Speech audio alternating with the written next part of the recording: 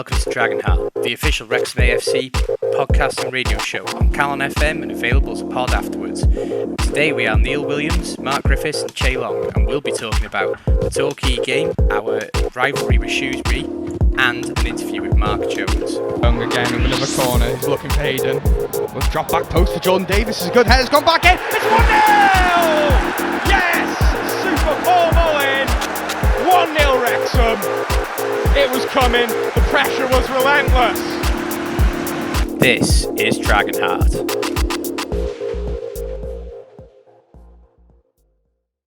Well, Torquay, Mark and Neil.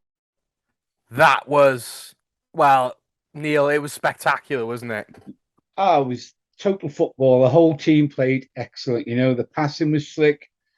You know, they caught us out a couple of times with a ball over the top, which split our defence, but we seemed to resolve that. And yeah, a great game, some great goals, and you know, we struggled to pick a man of the match. I mean, Palmer is come on leaps and bounds. You know, he's a lot more competitive, holding the ball up. But the whole team played so well, you know, and 6 goal scorers made a huge difference. Great atmosphere at the ground. What more can we ask, guys, in a 6-0 win?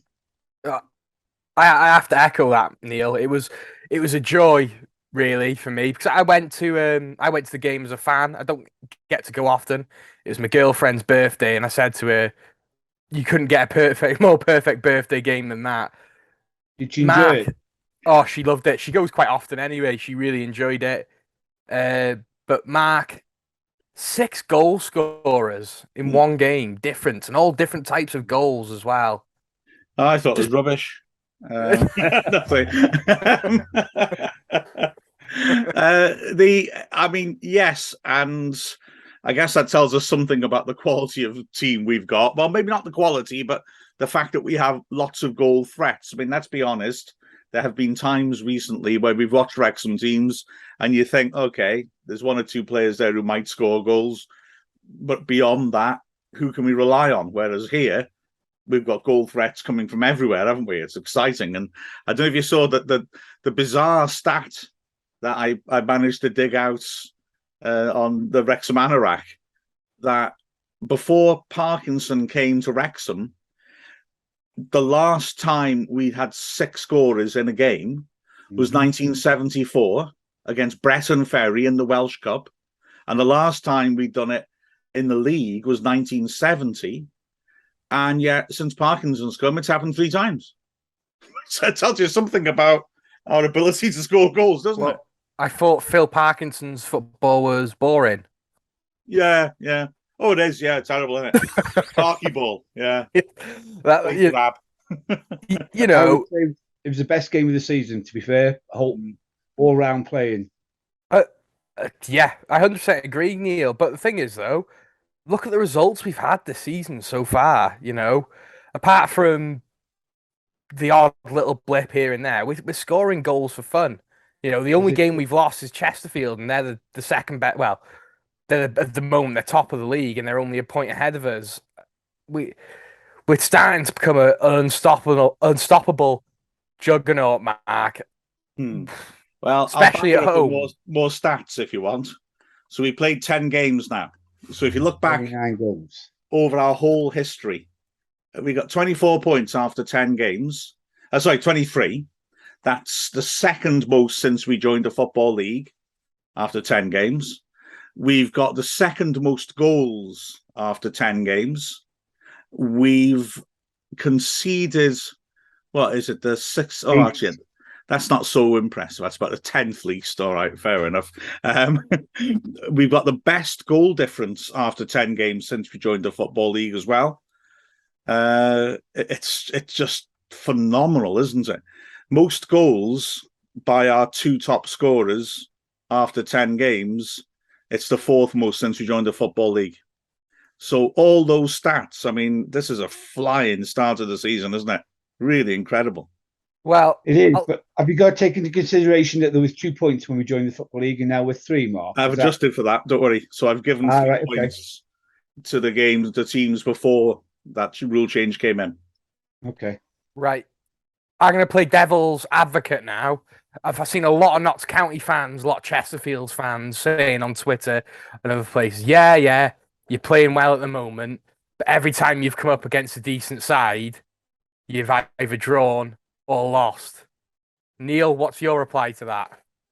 Do you know, I would maybe tend to agree with you there, Chay. You know, we are a bit at home. You know, I don't think there's going to be very many teams that take any points off us.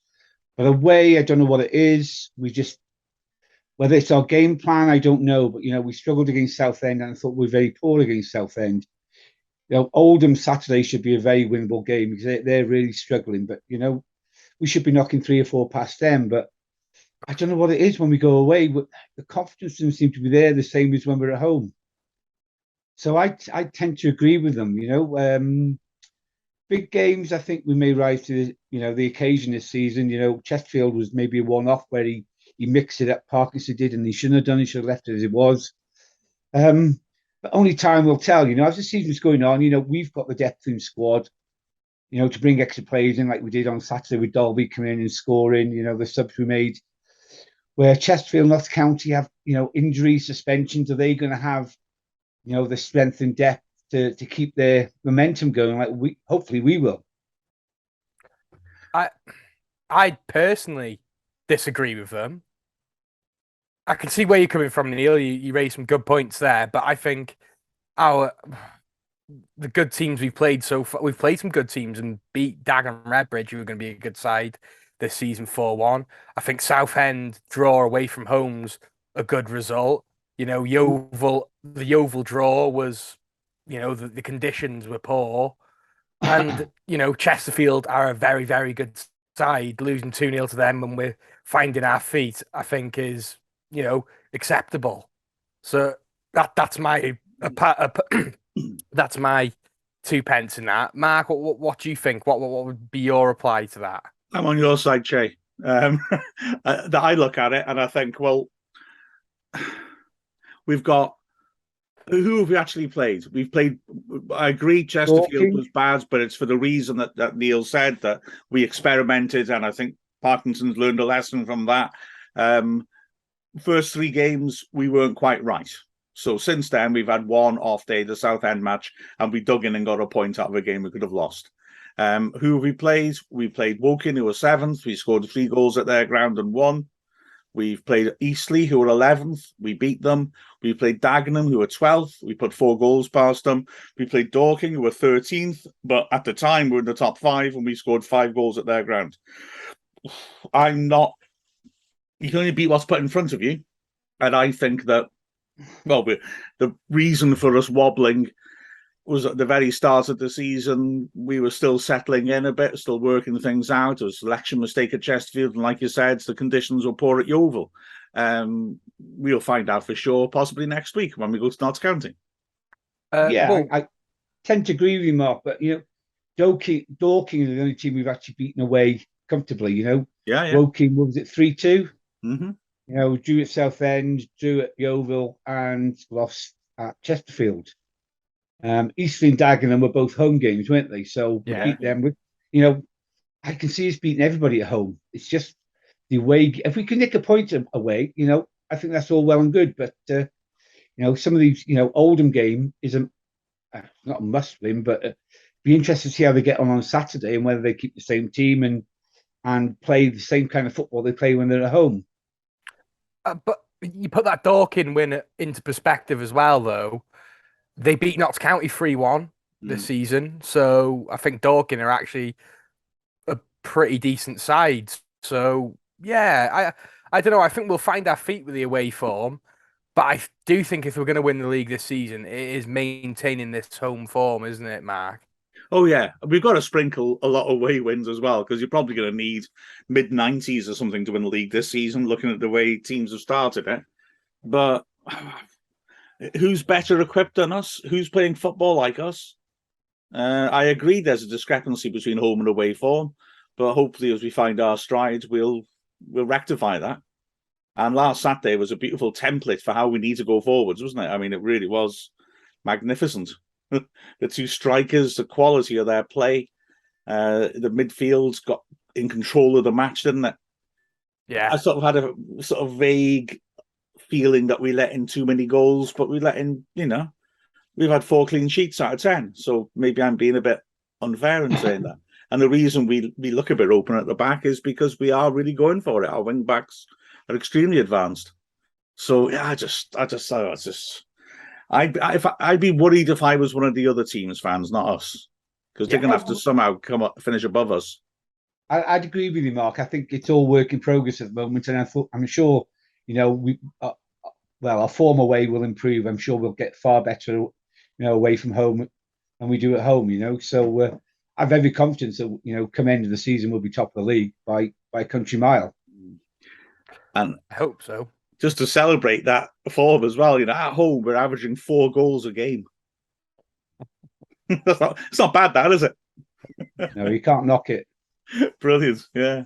Entertainment value is fantastic, for the fans. So, and it's just such a pleasure to have this at the moment, as fans, because the world we live in at the moment, it's a bit gloomy, a bit grim, isn't it? Outside of Wrexham Football Club at the moment, with the financial problems that everyone's going to be suffering with this winter. It's been such a pleasure to watch this side and have that 90 minutes a week of, forgetting about your problems, and this side they're doing such a great job of that, aren't they? That's a brilliant way of looking at it. You as we've said a few times, there's a sense of excitement around the town, not just the football club, and that's a really nice example of it, isn't it? Because we need a bit of a pick me up at the moment. It looks like a grim winter ahead. It'd be nice to be the lucky town or at least have something fantastic to distract us. Yeah, it's a good, as you just said, it's a great distraction going to the football, because at home, we're 99.9% we're going to win and we're going to entertain the fans there. So, I'm happy with our home form and how they're playing. I just would like to see a bit more improvement on our away form, to be honest, and hopefully that will happen on Saturday. But yeah, and let's quickly chat about that Saturday game.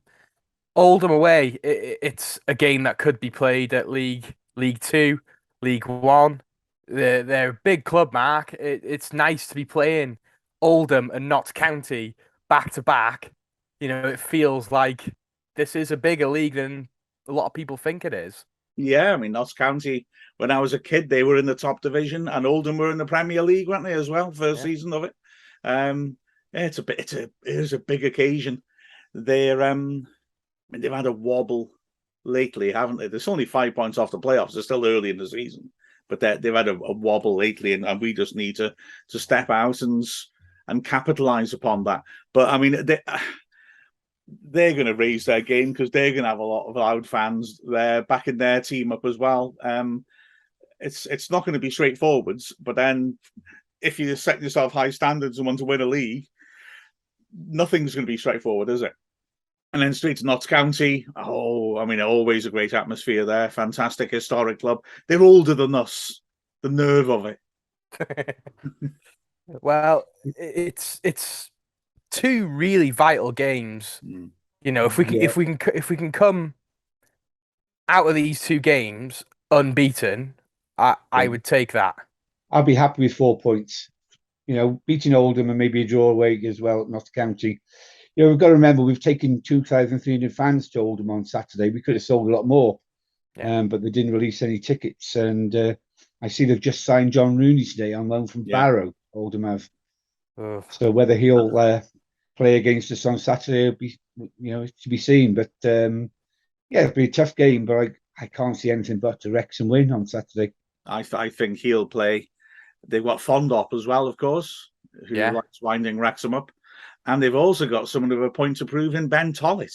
Yeah. Who, that his second spell at Wrexham didn't go well at all, really, which was a terrible shame. So they got some interesting players, and I'm certainly not underestimating them. But I want 6 points out of these games because then nobody's going to be asking questions about our credentials then. And then we've got what looks on paper like another quite nice home run. So hopefully we'll be able to take advantage of it.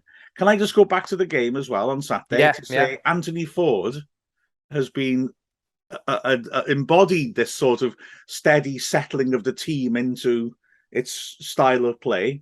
He looked okay at first, but the last couple of games, and specifically Saturday, I think he looks absolutely tremendous. He's so calm on the ball. He uses it so well. He can use both feet. He can cross with both feet.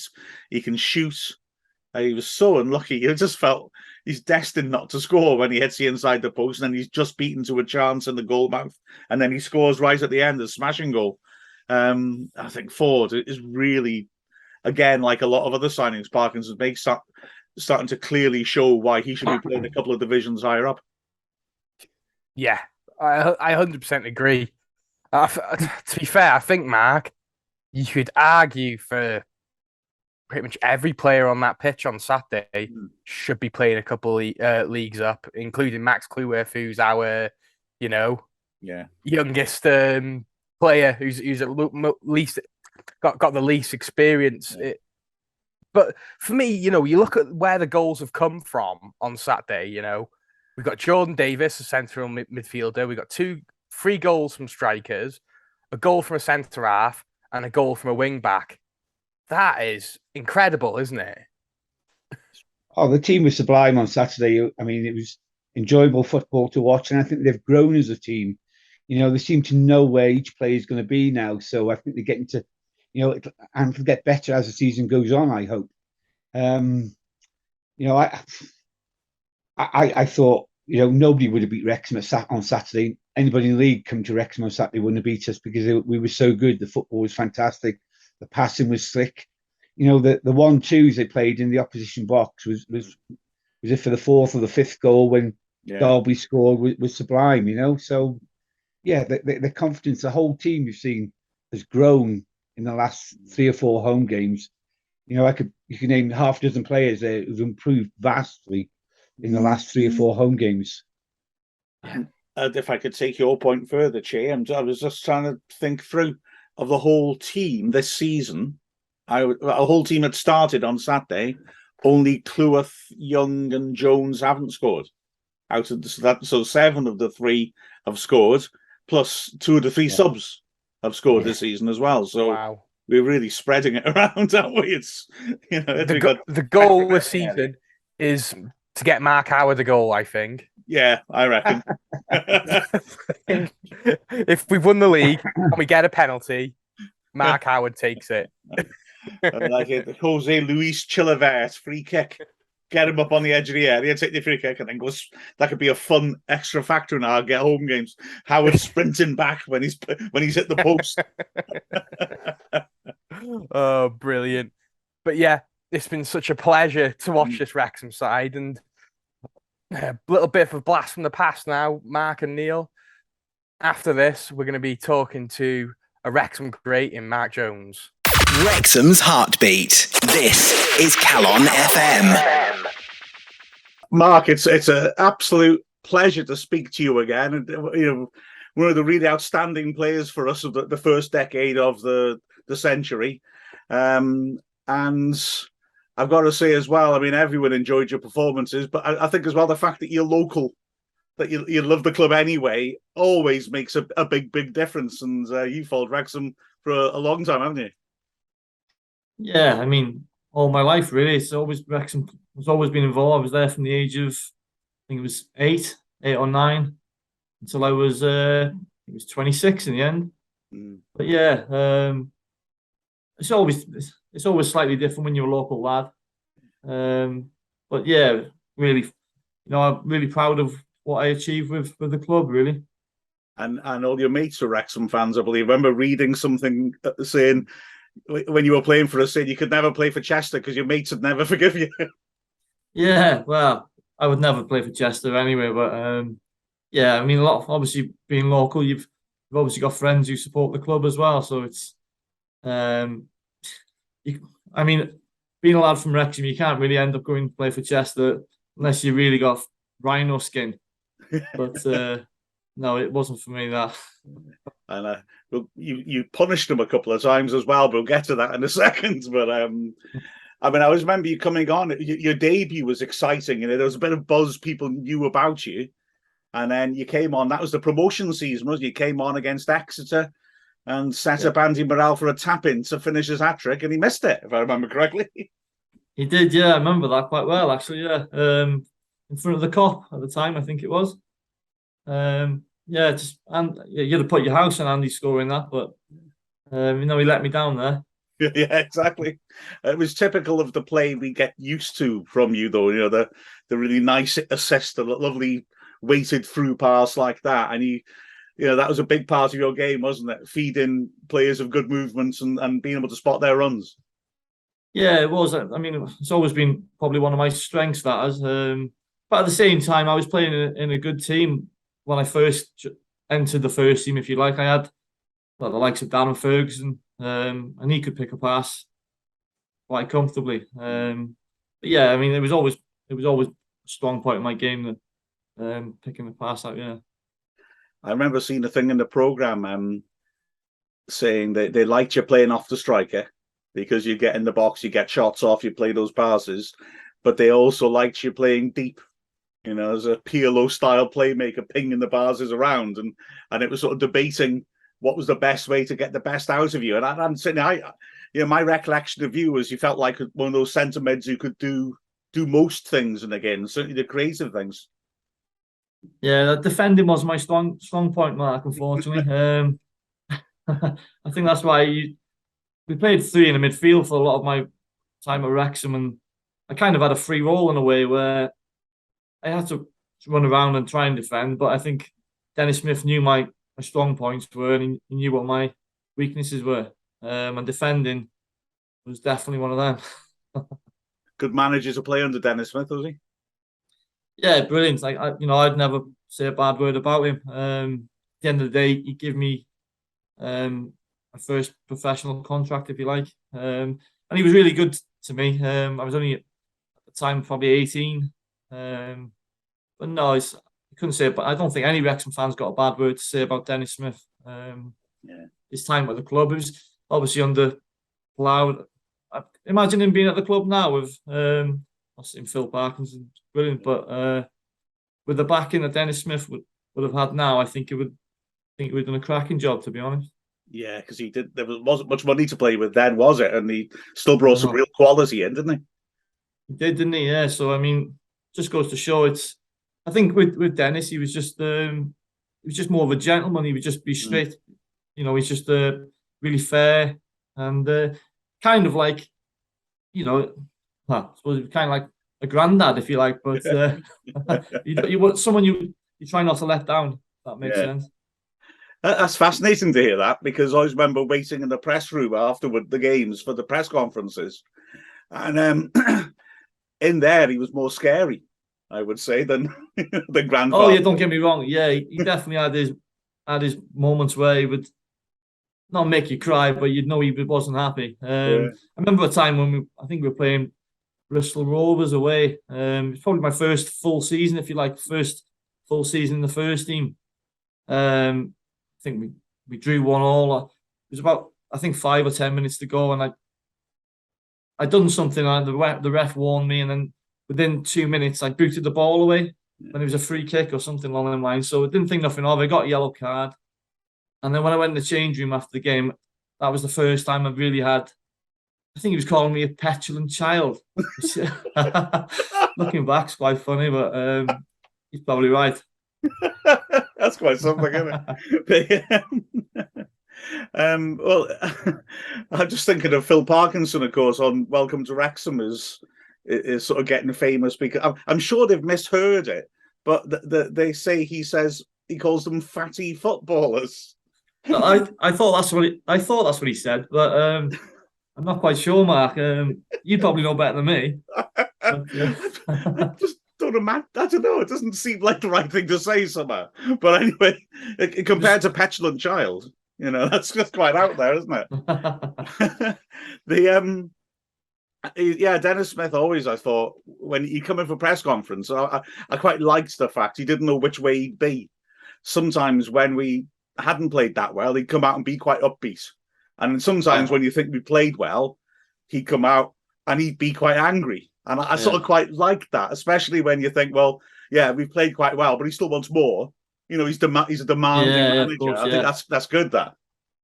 Yeah, and I think looking back, I mean, it feels like a long time ago now, and it is, but a lot of the time when we'd be winning at half time, he would be having a go. And I think when we were losing, I think it was more of a gentle chat from what I remember, unless we were really poor. Yeah. But I remember usually if we were winning half time, he would never be happy. There'd always be a problem that he'd like to bring to everyone's attention.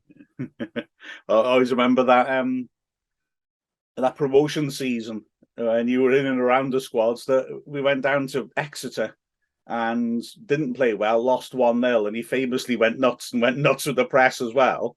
And then we went on a club record winning run to the very end of the season. So, like I say, you don't want to upset him either way, do you? You don't want to let him down. Don't want to upset him. No, absolutely not. And he sort of eased you in a bit the next season. It was League One, and a lot of subs appearances more than starts. But you had Llewellyn and Sam and Armstrong to pick out then, didn't you? Sort of, again, players who are making runs for you, and you managed to get some impact, and in like LDV games and Welsh Premier Cup games as well, just getting eased into it.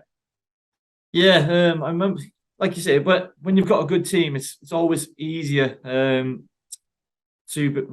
break into the team, if you like.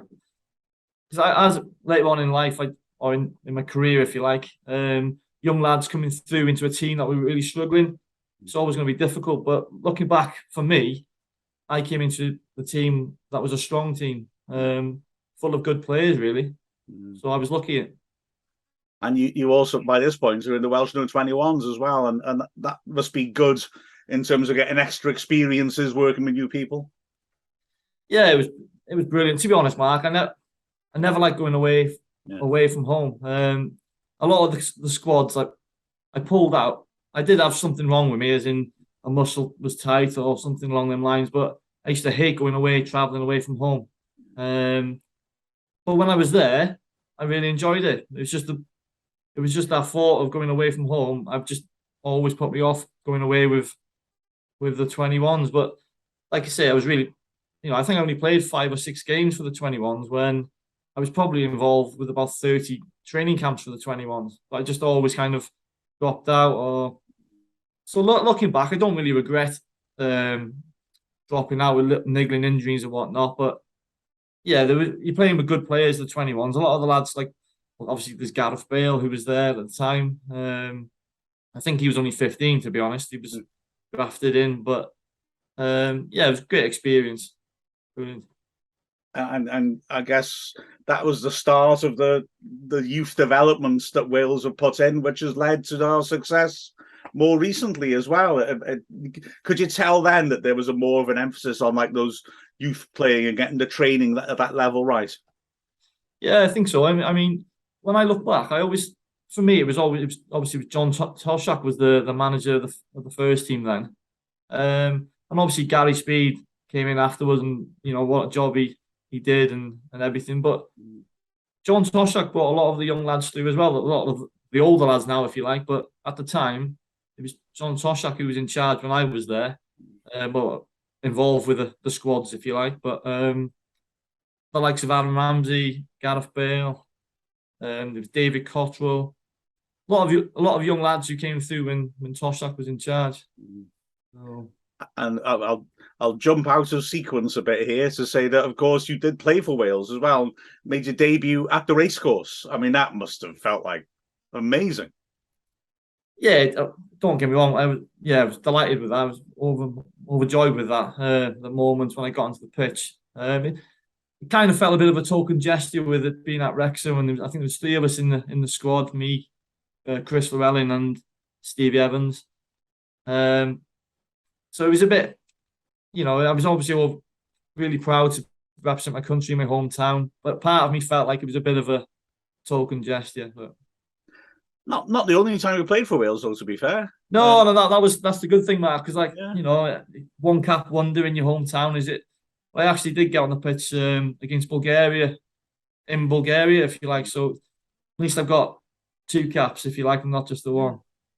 And I believe, is it right? It could have been more. Wasn't there a story about you did so well in under-21 training, you went to Czech Republic and then Brazil was the game afterwards. And yeah, I think there was.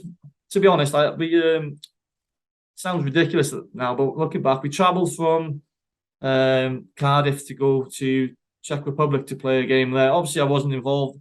When you go travelling, there's probably 22 players, so you've only got, back then, I think there was only the 16.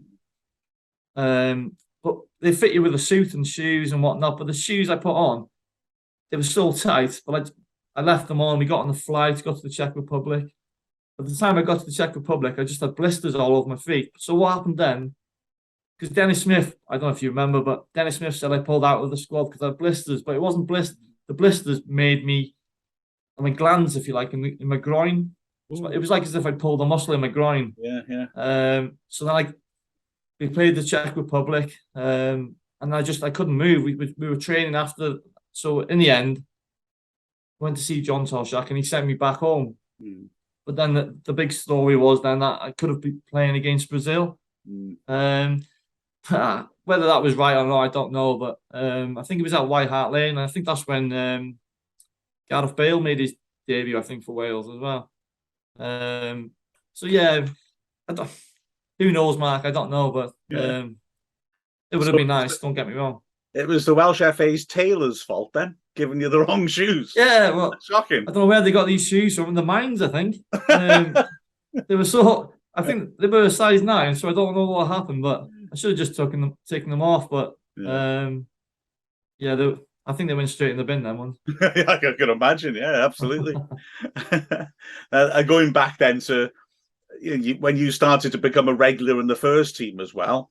Oh gosh, I'm going to indulge myself here.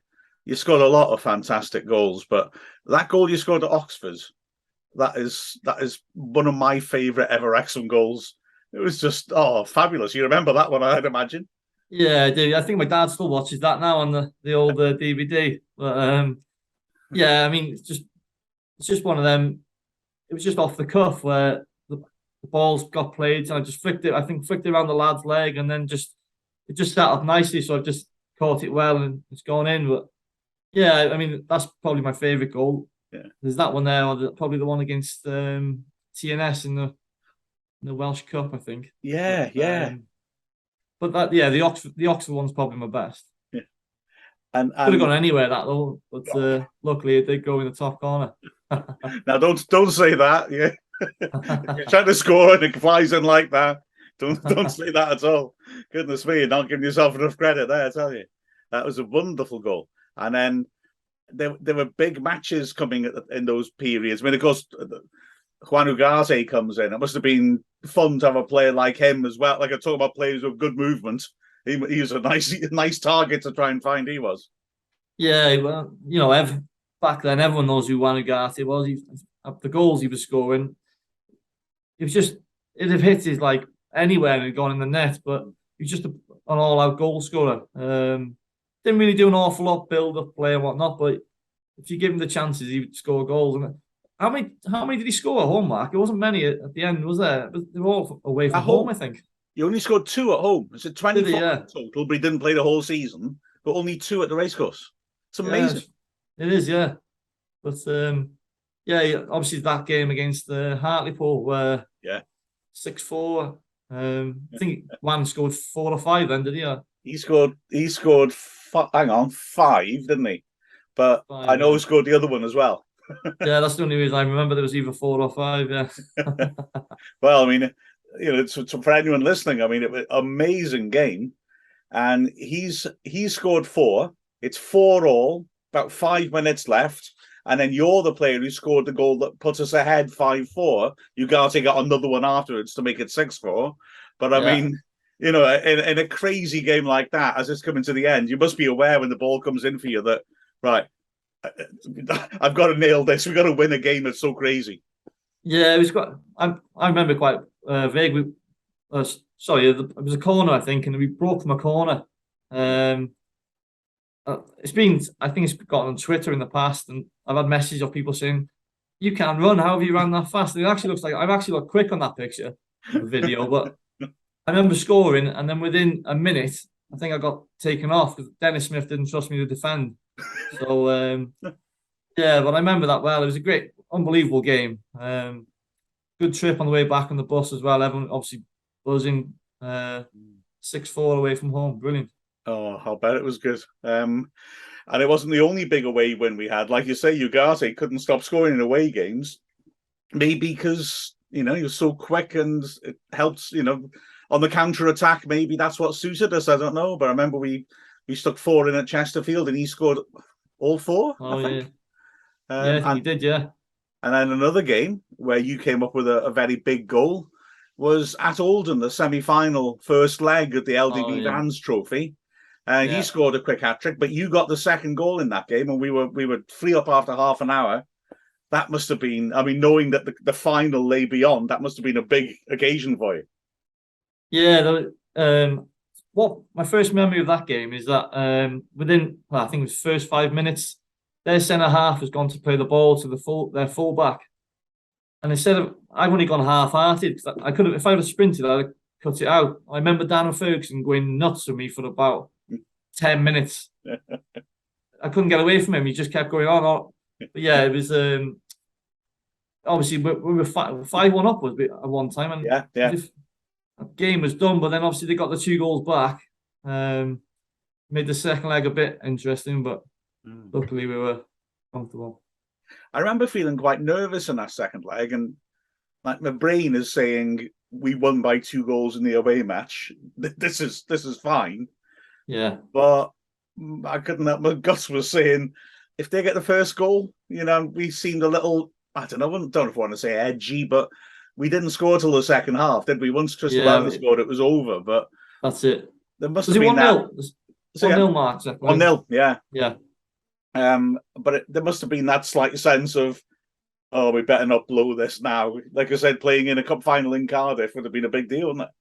Oh, yeah, absolutely. I remember there was nerves before the game. I remember because, like you just said, 1 goal, the first goal changes the game.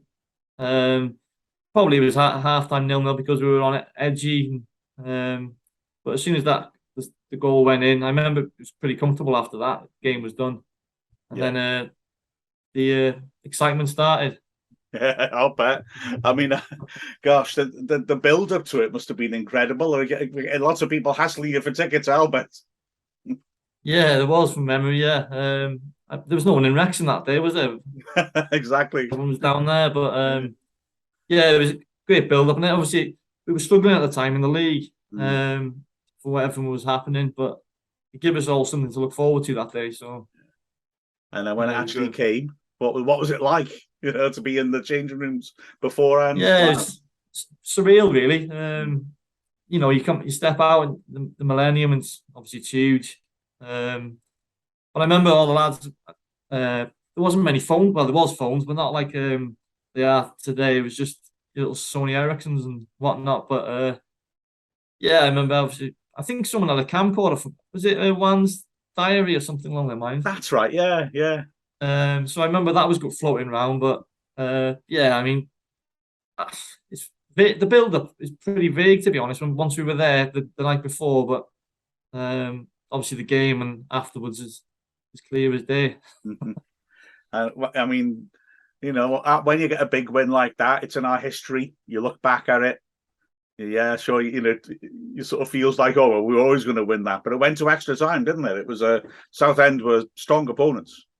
Yeah, they were. Yeah, they were the league below, but they were up there. I think second or third, I believe.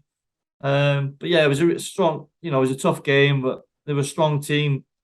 And I suppose the cup final, whoever's playing, it's always on an edgy game, isn't it? So I think I went off in extra time when we were 1-0 up.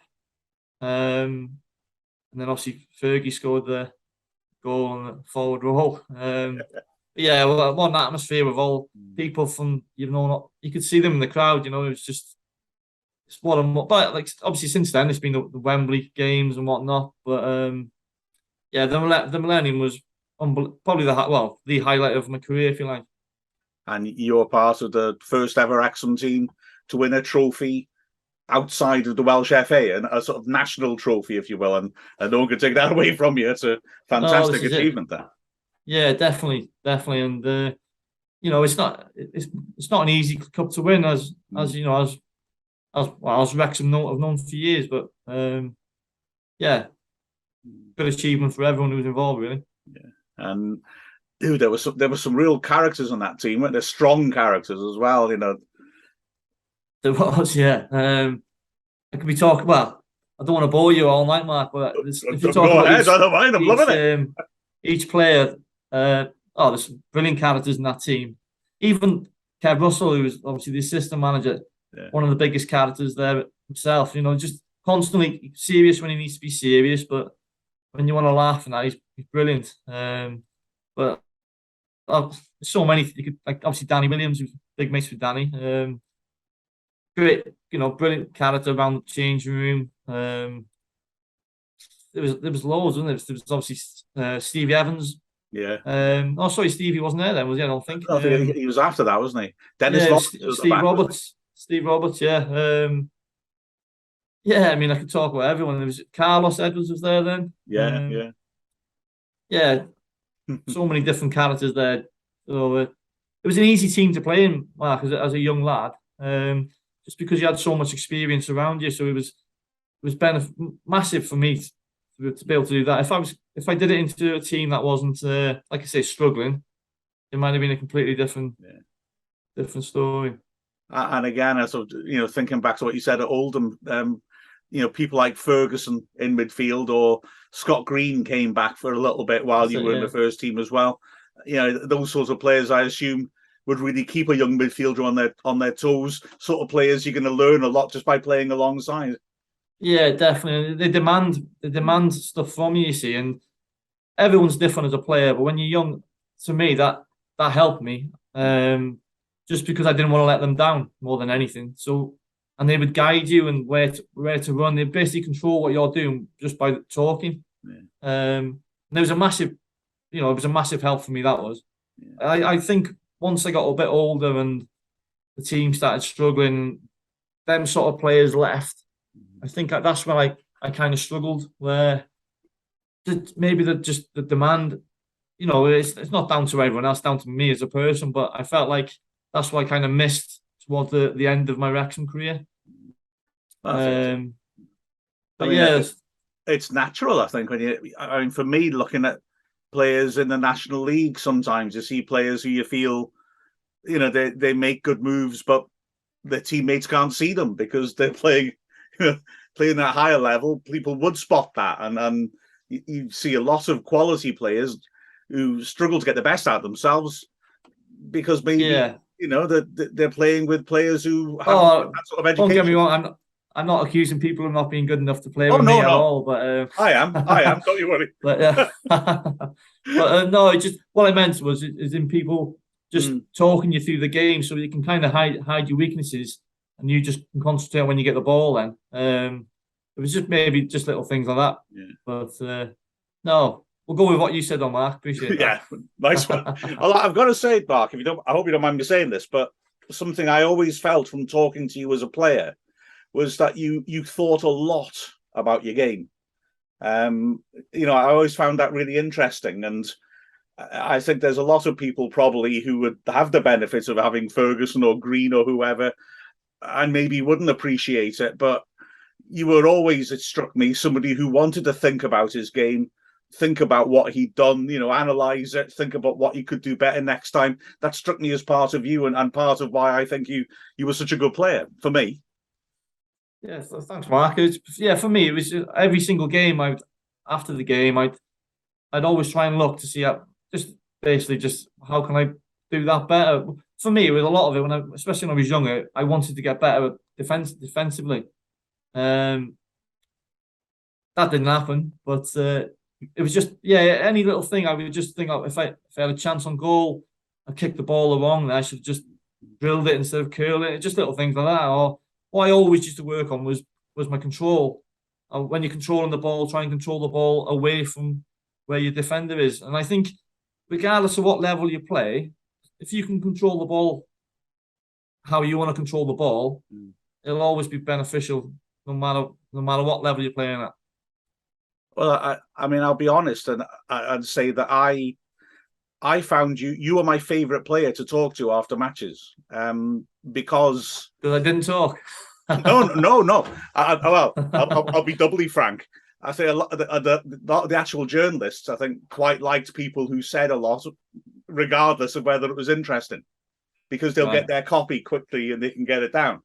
But I really enjoyed you because it's natural. You talk to a player after they've been in the changing room, and people mostly say the same thing because you know what I mean. A group of players after a game, I know what you're saying, and you sort of come to a sort of consensus, if you like, and players tend to say the same thing. That was just fair enough. But you always were analytical. You'd always say things, and I think, oh, I never thought of that. You know, like sort of you pull it apart a bit, and I always found that really interesting. Sometimes, I'll be honest with you, I thought you were a bit too harsh on yourself as well, to be frank, because sometimes I think, oh, you played well there, mate, and you come out and say, I'm not sure about that. Yeah, to be honest, I remember certain points of you telling me that, Mark. You've been quite harsh on yourself there, but I think that's just how I am. You know, if it's just because if I think I've done something wrong in my head, that'll be on my mind more than something I've done right. Well, I mean, you know, no one's perfect, are they? But yeah, I mean, I'm never, you know, I'm not a strong talker anyway, really. But what I used to do is just try and talk and just be truthful in what I thought. I've got to be honest. Like I said, I thought you were the best one. You were always the person I'd feel bad because I'd make a beeline for you, and sometimes I think I should let you go home. But I used to run off, I think. See again? I used to run off, Mark, I think. Yeah. I make people run off. That's what I do. I can't help it. But no, I genuinely always, you were my favourite interview because you would always really break it up and give me the sort of interesting stuff I wanted, you know, rather than just saying the obvious. Mark. Appreciate that. Understandable, you know. You carried on, of course, in League Two with us. The team like deteriorated though, really, didn't it? There was the season with the Boston game, which was I found really weird because we started so well.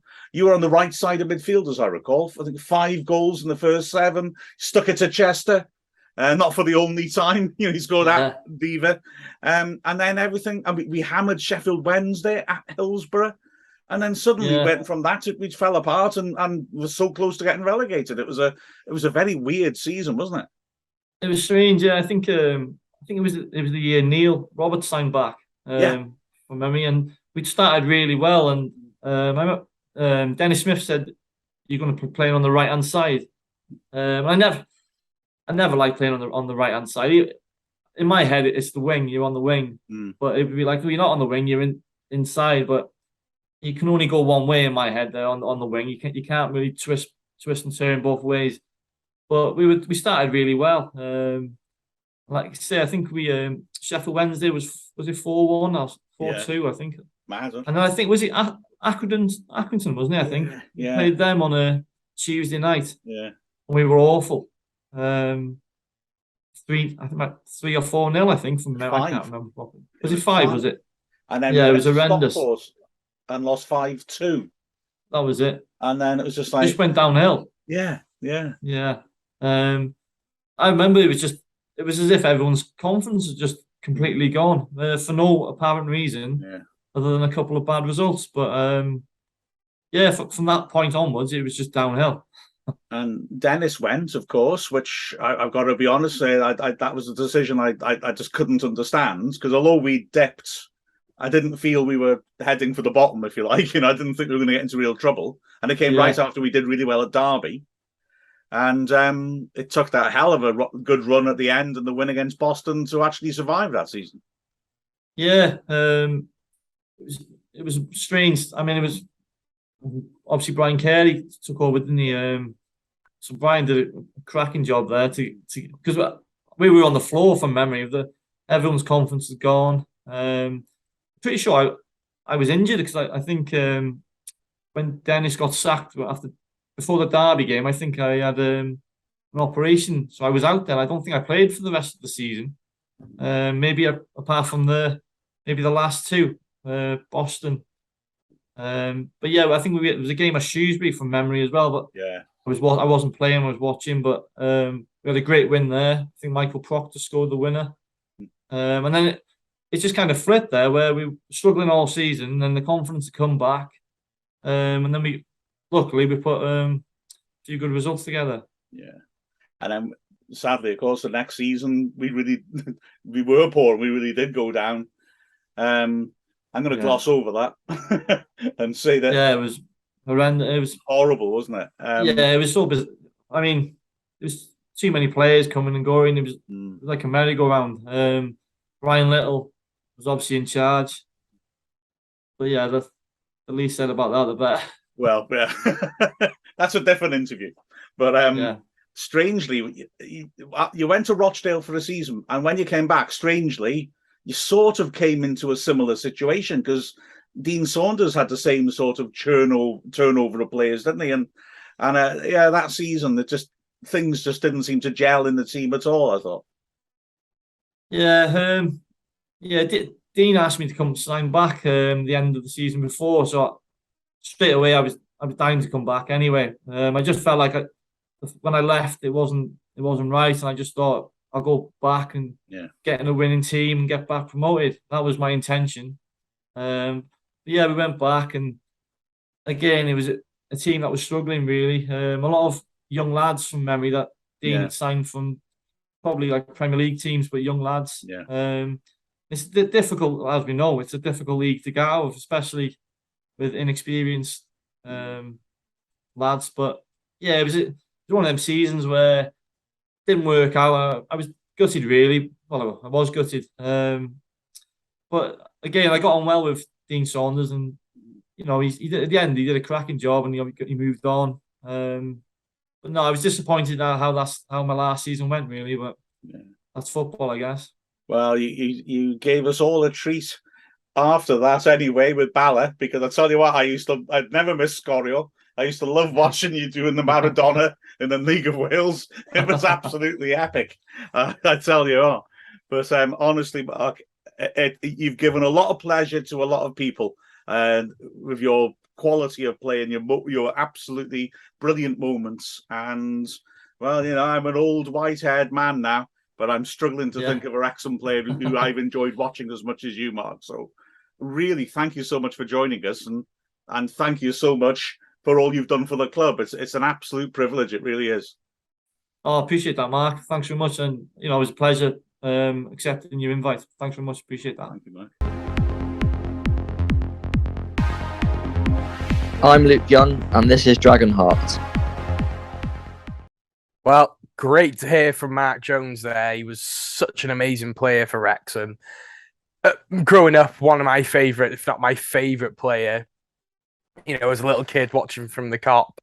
He used to score belters all the time. And, for the younger fan who wouldn't have never seen him or play or anything, he was like what Jordan Davis is now in many ways.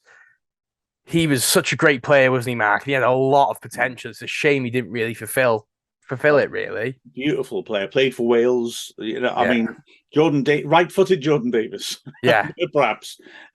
He was a lovely player to watch. Terrifically technical. I always remember a goal he scored at Oxford where the ball's... It is on YouTube, but the footage is terrible. But you can see the quality of it. And the ball's coming across him. He's about 30 yards out, and he just hits across the ball and keeps it, hits it with across it. So he's hitting with the outside of his foot. Just flies in the top corner. And it was just the ball's skipping across him. It's an incredibly difficult ball to hit. Never mind hit like that. Real class act. A really lovely bloke as well. I mean, always has been a really lovely bloke. And I guess that's the other factor. Like Jordan Davis, one of our own. He's local. And, he always enjoy seeing the young players come through, don't you, Neil? Yeah, definitely. So as you said, he was local, and he had pace. He's only he wasn't a big chap either. He was quite a slender young bloke when I started watching. Well, when I last saw him play, But yeah, could he hit the ball if he caught it right? Yeah, the number of balls I've seen flying in the back of the net from him. But yeah, it's great to have local lads playing for their local football team, and I think hopefully with what's going on at Wrexham now, we'll see quite a few more coming through the ranks as the seasons go on. And he came through after. He came through during the 2002-03 promotion season, but he was a very young lad then, and sort of established himself just after that. But he was a mainstay in League One and was instrumental when, funnily enough, considering what's coming up on Saturday, we dismantled Oldham 5-3 in the game, the semi-final to get to the Millennium Stadium. And although naturally Ugarte got all the headlines, scoring a hat-trick, Jones was absolutely electric that day, really set a lot of stuff up, and really lovely player to watch. Lovely player to watch when he's carrying the ball, I always thought. Very elegant when he was moving with the ball. Lovely player. He was just a proper footballer, wasn't he? He was a midfielder of that generation, that time, like sort of like a Frank Lampard, sort of Gerrard style midfielder of that era. He was our centre midfielder, wasn't he, of that time? And for me, he was just brilliant. And he scored such an amazing goal against Chester as well, which must have been amazing for him as a local lad to score against such a rival. And carrying on with the rivalry theme that we've been going on through, today we are going to talk about probably our second biggest rival, Shrewsbury. Well, a lot of the younger kids who've been following Wrexham for since last time we played them was 2008, have probably never seen Wrexham play Shrewsbury and what the atmosphere is like in that sort of game. Neil, you're from that way around. You live that way. You probably see Shrewsbury fans. What's that game sort of like for you? It's not on a par for me with Chester being just 10 miles away. But again, it's a close game. It's 20 odd miles away from Wrexham, and it's over the border again into Shropshire. In town, I live in Shropshire. You see the odd Shrewsbury fan, but you see far more Wrexham fans over this part of the world than you do Shrewsbury. Yeah. The last time I saw Shrewsbury was in their new stadium when we played there in our season that we got relegated. Awful. And they were awful. Yeah, Wrexham were terrible. And I didn't like the stadium either because it had no atmosphere whatsoever in there. I've been to Gay Meadow, their old football ground, a couple of times, which is right next to the river, and the ball used to get hoofed over into the river all the time. Saw some great wins there. There is local rivalry, but I'd put Chester way above Shrewsbury. And what we call them, was it Tractor Boys we call Shrewsbury? Being a rural county and a rural club. Yeah. Ooh, are. Yeah. Well, I mean, I'm just thinking as well, because we kind of started this rivalry thing partly because of new fans who requested we talk about it, didn't we? And as Neil said, I had a sneaky look on Google Maps, 27 miles from Wrexham to Shrewsbury's ground. But then that's the nub, isn't it? We played there once in that dreadful match. Like you said, it was a horrible experience. Yeah. It's out of town, isn't it? Gay Meadow, the old ground, was very quaint, and it was in the town itself. And I think built up a bit more of an experience, a bit more atmosphere. It was quite idiosyncratic ground. It had the away terrace with no roof, just a very rough-looking terrace. It had a small stand on one side with the River Severn going behind it. And the big fact that football fans up until the 2000s always knew about Shrewsbury was that they had a coracle man, a coracle being a sort of local type of boat, little one-man handmade little wooden boat. And the coracle man would sit there, and every time the ball was hit over that stand, he'd run out with his boat over his shoulder to jump in the river and rescue the ball. And then also that, I mean, the other thing, this is not something people thought, it's something just I thought, when the Shrewsbury end behind it was a statue. Is it in a school? Was it a school behind the home end, I think?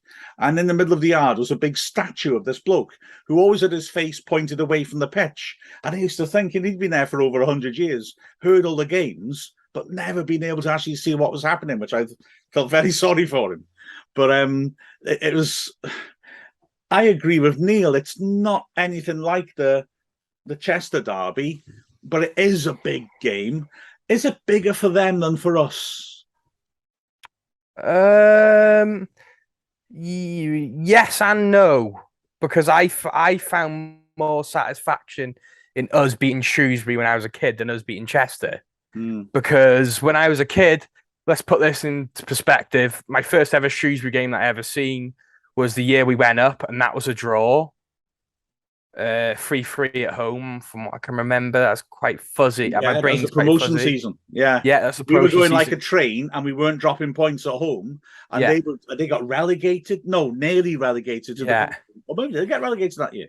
And they weren't, and they were poor, but they turned up our hours and played really well. And you think, the classic cliche of the derby, the form goes out the window. They would turn up and as soon as we were getting spanked, and they drew 3-0. A hell of a game, that, yeah. And then we beat them away that season, but I was too young to go to away games then. And then as a kid from then, they just beat us all the time. We only beat them once in the time I've been supporting Wrexham properly. And I just remember they had a striker called Derek Asamoah when I was a kid. He was an excellent player, wasn't he, Mark? But he just terrorizes every time we played us. And they just kept on beating us all the time. And I always found Shrewsbury to be a really unpleasant game because they would bring good fans and they'd always beat us because they were a good side. But there was this one game I went to as a kid, and it was I'm sure it was one of their last games at their old ground, the Game Meadow, to be fair. Yeah, I think it was the last game. And Michael Proctor scored a goal in the 80th minute, and I have never seen a Wrexham crowd go so wild. And that game for me was bigger than the Boston game because if we didn't win that one, we probably would have gone down that season. So Shrewsbury was always a bit of I really hated Shrewsbury as a kid, and I'd love to be able to beat them sometime in the near future. Yeah, Michael Proctor, 79th minute, and towards the Wrexham fans, was there 6,000 fans there? Proper derby match, proper derby atmosphere, and we were on that run, weren't we? Which, like you said, ended with the Boston game, where it looks like we were going to get relegated, and we just rallied right at the end and saved ourselves. And that was it was fantastic. That was the Proctor scoring like that. I remember the game at Game Meadow, the season we went up, that where we'd drawn, like you said, we'd drawn 3-3 at home, and we went to Shrewsbury, and it was the second game in a fantastic run for us. It equals the club record for amount of consecutive wins. We won 10 games in a row and guaranteed promotion.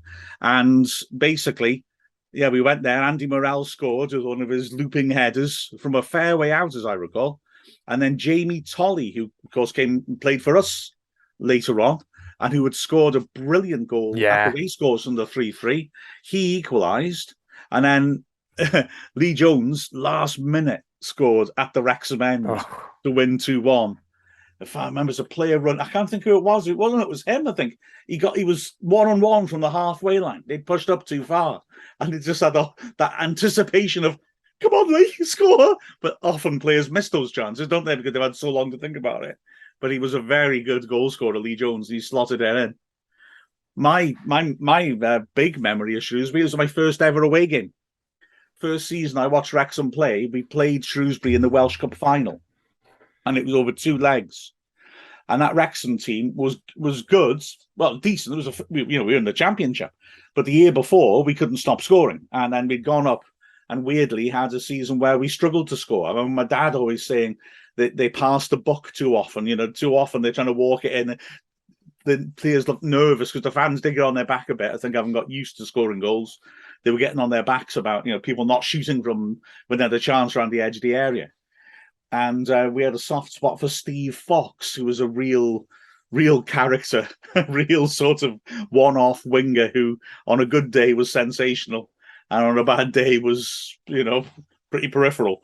And he scored in the home leg a goal which I loved so much. I remember going home and drawing it. And I mean, I was 9, all right? I was 9. Cut me some slack. But I went home and drew it. I'm going to have to find that picture because my recollection of that goal is he was about 35 yards out. Remember, I was 9. He might have been a tap-in. And he lost his balance. But unlike the other players that my dad said were always nervous to shoot, he'd shoot from anywhere. and he seemed to slip or lose his balance, and he was falling backwards, and somehow still managed to stick it in the top corner from 35 yards. I'm glad it wasn't filmed, because I'd probably be so disappointed when I saw it it was like I say, just a tap in. But then we went to it was a 1-1 draw, and we were outplayed in that game. Shrewsbury did sort of what we'd done the season before. They won the third division by a distance, and they would win the Welsh Cup in that game. And so it was 1-1. We were lucky to draw 1-1, and then we went to their place. We had injuries at the back. We had to play a lad, Elvid Edwards, as centre back, who never played. It was his debut. He never played again for us, and we lost 1-0. I just remember being in this big, strange, dark stand thing and thinking, "This isn't the racecourse. This is weird." But yeah. I don't remember much about the game, except I didn't like being surrounded by Shrewsbury fans and them being happy and me not being happy. But yeah, that's my disappointing memory for Shrewsbury, that I think. And it's quite strange, wasn't it, that even though it was a Welsh Cup, we had English teams playing in the Welsh Cup. Yeah. Like Shrewsbury, Hereford. For a bit. Pardon? Manchester, yeah. Didn't Kidderminster play in it as well? Yeah. Yes, it did, yeah. So it was quite strange. We had, English teams playing in the Welsh Cup, but it just added an extra few teams to the actual overall competition. But Shrewsbury, the atmosphere whenever you play Shrewsbury is fantastic. They always bring a good following to Wrexham, and we take a good following there, whatever well allocated. So it always adds to the game when you get a local derby with the atmosphere. You get a lot more singing, you get a lot more banter, and it just adds to the occasion with these local derbies. And I'd say Shrewsbury is like a nice, healthy rivalry as well. Yeah. The animosities, there's not really much animosity there, and I'd even argue I've been to Stockport, Port Vale, and Luton games that have been a lot more feisty than the Shrewsbury games. So I think there's a really nice, healthy local derby with Shrewsbury, and I really do hope we get to play and beat them again soon, because them being in league, they've been in League One for too long, and we've been in the National League for too long. It'd be so nice to be playing them home and away again. But remember, Chay, that since we played them last, we've had the whole Sam Ricketts incident. So yeah. It may not be quite so friendly. Yeah, but yeah, but that wasn't our fault, guys. I mean, Sam decided to go there because I guess it offers more money. We wanted him to stay at Wrexham, and he was doing a pretty decent job at the time. And we might blame them. Pardon? We might blame Shrewsbury for it, though. No, after what he did there, I'm happy he went there. And where we are today. Oh, I'm sure both sides see him exactly the same now. No question. Yeah. It's interesting. Your point, Neil, isn't it, about the Welsh Cup? Again, it's strange. Like I said, it's essentially, partly to make up numbers, and partly, I suppose, the reason why we play in the English leagues, because football formed at an earlier time, and unexpected traditions were established, like the English teams playing in the Welsh League. But yeah, it was so odd, because then, of course, you could get into Europe in the 60s and 70s. You could qualify for Europe, and the 80s, and up to the mid 90s. Eventually, I'll get to the point. You could get into Europe by winning the Welsh Cup, but not if you're an English team. So, like you said, Chay, we played Hereford, we played Kidderminster in finals, lost them. Well, we lost to Hereford, but we still went into Europe as a result, because Hereford weren't allowed to represent England.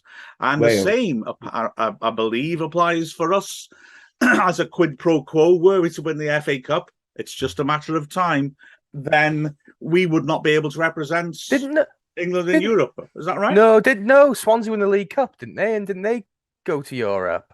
Did they? I thought there was a big stink about Cardiff being in a cup final. Yeah, I can't remember going into Europe, guys. I thought, Swansea played in Europe. They beat Villarreal, didn't they, away from home? Ooh. And they won the League Cup against Bradford, didn't they? Well, fair comments. Yeah, the cup final, yeah. I could be wrong. I could be wrong. I remember the stink. Maybe I don't remember the outcome, because there were lots of people saying it's not fair that, as we're not allowed in the Welsh Cup, it would mean that we can't qualify for Europe either way. I'm sure Cardiff played a cup final and were told they couldn't. Maybe they changed it after that, and I ignored that. Was it maybe because they won the League Cup and not the FA Cup? No, he's still representing the FA. Aren't you? Right. Okay. So we have to check that out, won't we? because Swansea definitely qualified for Europe Right. from winning the League Cup. They must have changed it then, because it isn't fair to not be able to qualify for Europe either way, is it? So yeah, exactly. It is an odd situation we're in. The other thing I think when you said Kidderminster was I remember us playing them in the mid-'80s in the final, 2-legged final, and we won it at their place. We drew at the racecourse, but it was just an introduction into the world of non-league football. We were saying last week, weren't we, about players staying in the local area. Kidderminster had 2 strikers. They were playing in the National League, where it is now. Kim Casey and was it Paul Davis, and they were sensational. And Casey, if I remember correctly, scored over 50 goals that season. Loads of clubs in the Football League, including us, were really keen to sign him. And he scored against us. But he had a good job. I can't remember what job he had, but he had a decent job. And that's the thing, isn't it? It's different from full-time professional football. If he gives up his job and comes and signs a 1-year contract with us and fails, he's now unemployed. So he didn't want to take that chance. So he kept his job and then his extra part-time pay at Kidderminster because he didn't want to go up into the Football League because he'd be taking the gamble with his livelihood. There's that player at Llanelli who's similar sort of thing in recent times, isn't there? Yes. And he was really high up in the fire service, wasn't he, or something along those lines? That's it. Yeah. And Wrexham wanted to sign him, didn't they? But he's like, no, I get more money from doing this. So I'm like, fair play to him. Yeah. I can't think was his name Griffiths? Yeah, because he scored. Biased. We lost to Llanelli in that Welsh Cup, didn't we? Yeah. The year we went down, and he scored twice. Yeah. Big ball target man, wasn't he? Yeah, he was really good. Griffiths, was it? Yeah, that's it. Yeah. He was really good. Really good player. Yeah, he was, yeah. Yeah. We didn't know we'd be talking about him today, did we? Yeah, we didn't know we'd be talking about obscure footballers, but yeah, I think that's all we've got to say about Shrewsbury, really. So that'll be nice in 2 years' time to be playing Shrewsbury at a racecourse with 15,500 fans there. It'd be lovely, wouldn't it? Paul Mullin scoring a hat trick, be lovely. Yeah, as long as it's not for Shrewsbury. That Ricketts thing scarred me. Oh, well, they get bigger attendances apparently, according to Ricketts. So don't get me started on that, Jay. You know where that leads. But yeah, so on to Oldham on Saturday, Mark and Neil. It's a big game. Listen to it live on Wrexham Player. Shortly after that, Mark will be releasing the Hot Take podcast, which is an immediate reaction to the podcast and to the game, and then within the couple of days after that, there'll be the final whistle, which is a more of in-depth look at the game rather than what we do on here on Dragonheart, which is a bit more friends talking to each other. The final whistle is a in-depth look at the 90 minutes of what we've played home or away, and then we've got the Triple A's that have just come out. If you're looking for that fan experience and you can't get it because you live far away, look at that. And yeah, keep listening and looking at everything. Jay, remember, highlights from 10:30 on the day of the game now. Of course, highlights from 10:30, which is, for me, 3 years, 5 years too late. But yeah, it's fantastic now that we'll have a quick talk about that. Highlights right after the game, Mark. That's brilliant news, isn't it? It's fantastic, unless you're me. Because I just agreed to start doing the highlights again. And so I'm suddenly working against the deadlines. It does take hours editing that down. Now, to be fair, the people who've been recording the games for us sent the first half over separately, which that helps. So they've been very helpful. It's going to be a challenge on Saturday in that it's an away game because I got it's all done with 45 minutes to spare. I was quite pleased with myself, to be honest, on Saturday. But an away game is going to be a different challenge. And then there'll be other games where there's no BT highlights, where we can put the highlights out immediately. I have no idea how I'm going to handle that. But, we'll see. And it was nice, the extended highlights of 20 minutes of the Torquay game as well. Yeah, that's right. Yeah. But we'll see. We'll see how it goes. Yeah, so please enjoy Mark's highlights. Enjoy all the great stuff that we're putting out there. Every view, every listen, everything really does help. So yeah, this has been Mark Griffiths, Neil Williams, and Chay Long. This has been Dragonheart.